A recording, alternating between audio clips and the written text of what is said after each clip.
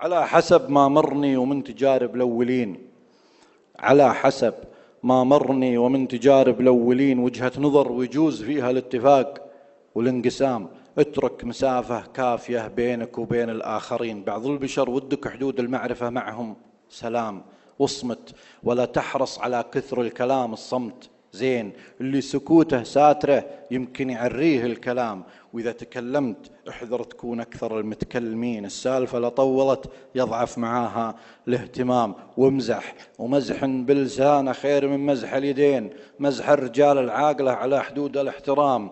واضحك ولا تضحك برفع الصوت. رفع الصوت شينة من الأدب والذوق. عند الضحك ضحك بابتسام. واكرم، وبيبان الكرم واجد ولا يحتاج دين. وترى الرجال كرامها ما هو في كثر الطعام. واحلم ولا تغضب ولا تعجل ولا تشري بدين. وشاور ولو رايك معك لشرط عداك الملام.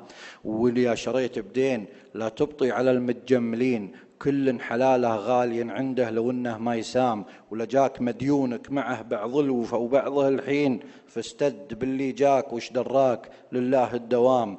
وترى التغافل فيه لذة وانشد المتغافلين. ولجات كلمة توجع أطلقها مع سرب الحمام. وارضى إذا جاك الرضا لو العذر ما هو سمين. ترى التسامح ميزة السادة رفيعين المقام. وصادق، وإذا صادقت ما جربت ما صادقت لين. أما يطول بك السهر ولا يطيب الكل منام. واصدق مع نفسك وتلقى نفسك من الصادقين. النفس خيل إبليس لا تعطيه نفسك والجام.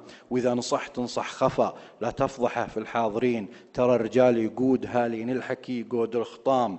إذا نصحت انصح خفا لا تفضحه في الحاضرين. ترى الرجال يقود هالين الحكي يقود الخطام. ولا تواضع في حضور العالم المتكبرين. تعامل بنفس الطريقة معهم ونفس النظام وأخلاقك.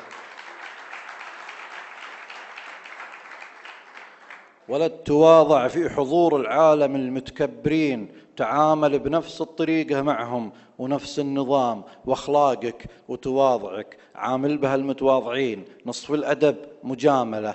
جامل ولا تجامل لئام. وإذا تسولف عن طموحاتك مع المتفرغين كأنك تسولف للنصارى في الحلال وفي الحرام. والعمر ما هو بفرصة واحدة ولا هو بفرصتين. مع كل مطلع شمس لك فرصة وخطوة للأمام. هذا ولا زلنا تعلمنا الليالي والسنين. والعلم خير من الجهل والنور جلاي الظلام. وسلامتكم.